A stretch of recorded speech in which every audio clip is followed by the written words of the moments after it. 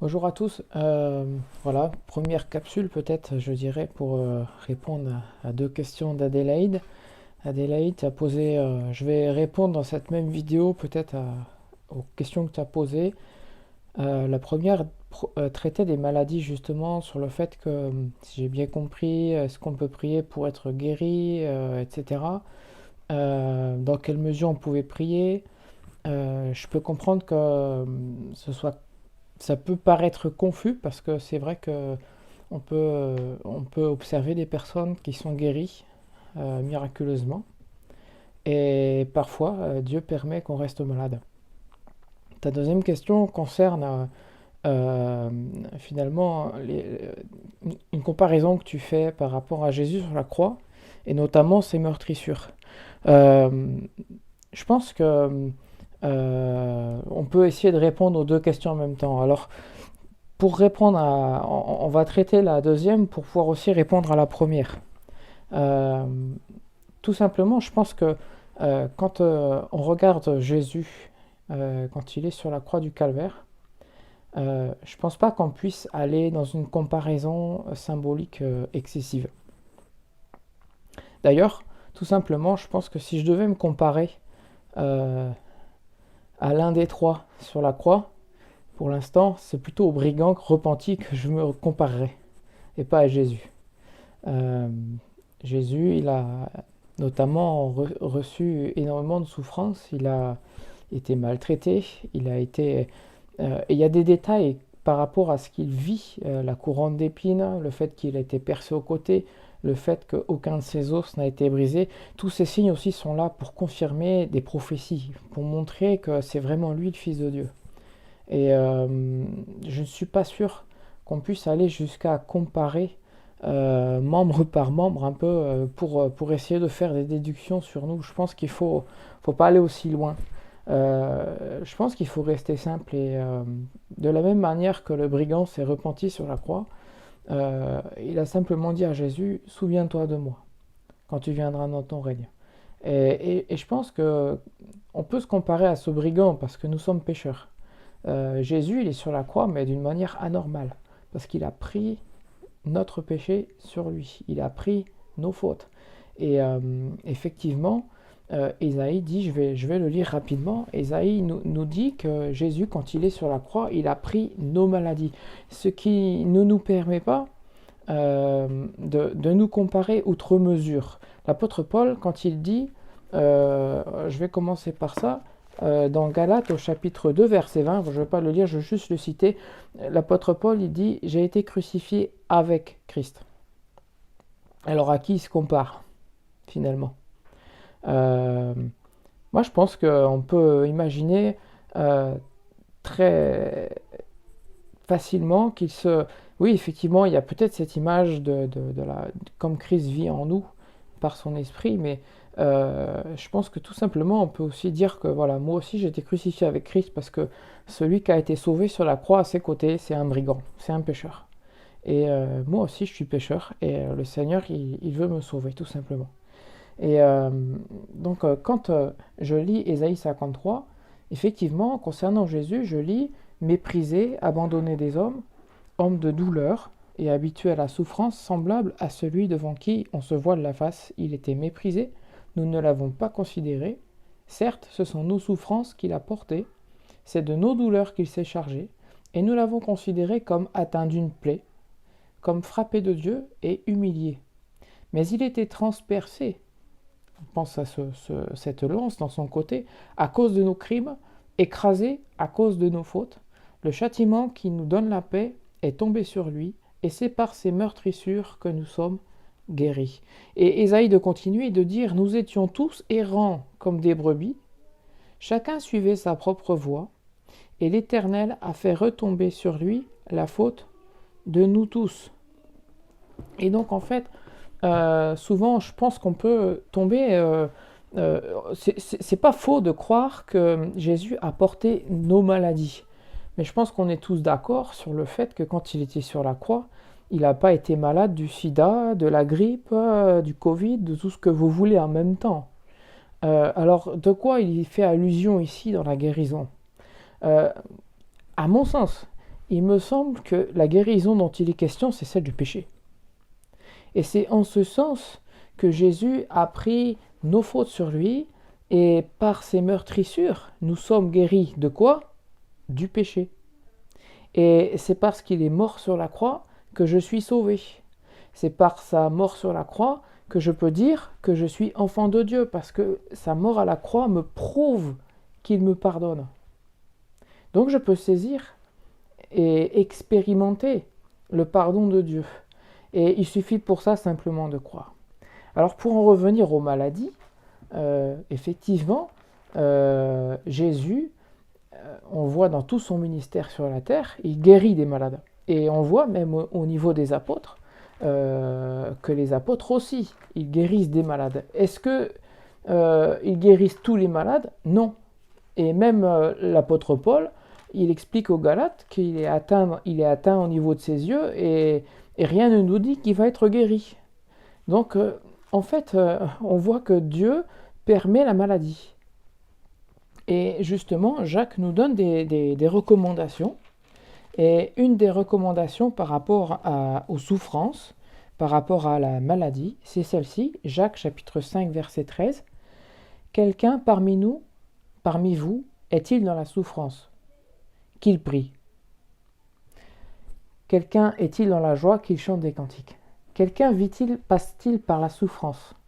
Qu'il prie. Et d'ailleurs, il ne dit pas qu'il prie pour être guéri. Il dit qu'il prie. Parce que la prière, c'est justement ce moment où on va être devant Dieu et on va lui poser la question, lui dire voilà, ça va pas, je suis mal en point, Seigneur, fais quelque chose pour moi. Et peut-être que le Seigneur, dans sa grâce, te permettra de comprendre ce qui ne va pas. D'ailleurs, quand il va plus loin, Jacques, il continue.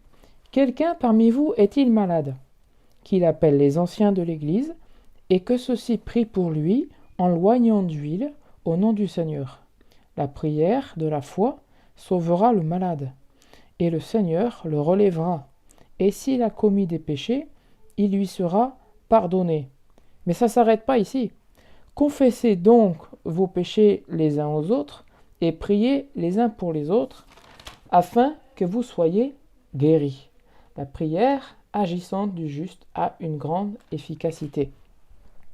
Ici, alors je ne suis pas en train de dire les jeunes qu'il faut que vous vous appeliez les uns les autres pour confesser vos péchés et jouer aux prêtres les uns et les autres. C'est pas du tout ce que ça veut dire. Mais à un moment donné, Jacques ici, il évoque le fait que quelqu'un est malade et Dieu parfois permet des souffrances, des maladies à cause du péché. Pas toujours, attention. Dieu permet parfois aussi des maladies pour d'autres raisons. Mais ici, Jacques fait étalage notamment de personnes qui sont malades et c'est lié à des problèmes spirituels. Et entre autres, ces problèmes sont révélés dans la prière. La personne qui souffre va devant Dieu et Dieu va lui révéler peut-être quelque chose qui ne va pas, un problème à régler. Et Dieu essayait d'interpeller cette personne par une maladie qui aurait pu lui faire penser au problème. Et il y a souvent des liens quand c'est comme ça. Et en fait, la personne qui fait le choix finalement de régler le problème, eh bien devant Dieu, elle peut être guérie. Et c'est en cela que l'apôtre Paul, quand il parle aux Corinthiens, chapitre 11, eh bien il dit qu'il y en a qui prennent la scène et ils sont encore malades. Et il y en a même qui sont morts. Ce qui prouvait que ces personnes, elles prenaient part au repas du Seigneur sans faire cet exercice spirituel de s'examiner soi-même pour savoir si oui ou non on était en règle avec Dieu, si oui ou non on avait demandé pardon, si oui ou non on avait pardonné, si tout était en ordre. Parce que Dieu parfois peut permettre des maladies à cause de problèmes spirituels. Et donc à partir du moment où le problème spirituel est réglé, la maladie physique qui sert à nous alerter n'a plus lieu d'être et Dieu peut nous guérir. C'est comme ça que des personnes, en prenant le repas du Seigneur, en prenant la scène, ont été guéries. C'est pas parce que c'est la scène qui guérit, mais c'est parce que la personne, à un moment donné, elle a réfléchi sur elle-même, elle a décidé de régler sa vie. Et Dieu bénit ça. Dieu bénit cette attitude de cœur et à ce moment-là, il pose sa main. À l'inverse, comme j'ai cité pour l'apôtre Paul, il a été malade et cette maladie a servi la cause de l'évangile. Donc, finalement, Dieu est souverain et il peut permettre, pour des raisons ou pour une autre, qu'on soit malade, simplement pour nous alerter, parce qu'il a quelque chose à nous dire, et à partir du moment où on a compris ce qu'il voulait nous dire, eh bien, il peut en finir avec la maladie. Dieu peut nous permettre d'être malade parce que d'un autre côté, il a d'autres raisons que nous, on ne maîtrise pas forcément. Et c'est à nous de savoir ce qu'on veut. Moi, j'ai connu une chrétienne quand j'étais sur Toulouse qui me disait, voilà, au début, j'en voulais énormément à Dieu parce que j'ai un grand handicap, il faut que je marche avec des béquilles et cette personne est jeune. Et voilà, et au départ, suite à un accident, elle a mal digéré ça. Et elle demandait sans cesse au Seigneur, mais pourquoi je suis comme ça, infirme et un jour, le Seigneur lui a permis de comprendre. Vous voyez cette prière de Jacques, si quelqu'un souffre, qu'il prie. Et bien, elle a eu exactement cette attitude. Et elle a réalisé que grâce à son infirmité, ça lui permettait d'accéder à tout un tas de services médicaux et donc de parler du Seigneur, parce que c'est une personne qui aime parler de ce qu'elle a vécu avec Dieu. Et partout où elle passe, elle s'aime. Et donc, Dieu peut parfois permettre aussi des maladies, parce qu'elles sont des portes ouvertes pour nous, pour annoncer l'évangile aussi. Comme l'apôtre Paul avec les Galates, de la même manière. Dieu peut permettre une maladie pour simplement nous éprouver, pour voir si simplement on lui fait confiance ou pas. Et, euh, et il y a aussi tout simplement la maladie, je termine là-dessus, il y a la maladie naturelle que vous attrapez dans votre vie de tous les jours. Toute maladie n'est pas forcément spirituelle. C'est vrai que ce serait un tort de vouloir forcément tout spiritualiser. C'est pas parce que vous tombez malade qu'il y a forcément un lien spirituel. Et peut-être que d'ailleurs, c'est pas impossible aussi. Je veux viser large dans cette réponse. Le Seigneur peut très bien ne pas nous donner d'explications aussi. Et celui qui accepte encore la volonté de Dieu sans même avoir les explications, celui-là, il est encore peut-être plus grand aux yeux de Dieu parce qu'il montre sa totale confiance dans ce que Dieu fait. Et ça, c'est encore plus merveilleux, je pense, parce que c'est une vraie attitude de foi. C'est pas le fait de se résigner, c'est pas du tout Inch'Allah comme certains diraient, non, c'est vraiment une attitude de confiance en se disant que le Seigneur, de toute manière, il fait ce qu'il veut, il peut me guérir s'il le veut, et ça ne m'interdit pas de lui demander la guérison, ça fait partie de la prière qu'on peut faire, c'est pas interdit. Mais remettons-nous à la volonté de Dieu. Donc voilà à peu près pour la guérison, j'espère que je réponds à ta question. Et concernant la croix, voilà, la guérison, je pense qu'il faut voir, c'est surtout celle du péché et tout ce que ça peut contenir. À mon sens, les comparaisons membre par membre, même si tes allusions sont intéressantes, la main qui est ce qu'on fait, le pied qui est l'endroit où je vais, a été cloué à la croix, je crois que c'est une image très très intéressante à regarder. Néanmoins, je ne crois pas qu'il ne faille s'aventurer au-delà dans la comparaison. Jésus, il a une couronne d'épines. Nous, on n'a pas été couronnés de cette manière. Et la couronne d'épines que Jésus porte, c'est la malédiction. Euh, la couronne d'épines, c'est la malédiction de Genèse 3 quand il est dit que le sol produira des épines suite au péché. Et Jésus le porte comme une couronne. Et ça, c'était pour Jésus. C'est pas pour nous. Donc voilà, attention. Moi, si quand je regarde cette scène, c'est plus au brigand que je regarde quand je dois dire que je suis crucifié avec Christ. Voilà. En espérant que cette petite capsule ait pu répondre à vos questions. Au revoir et à bientôt.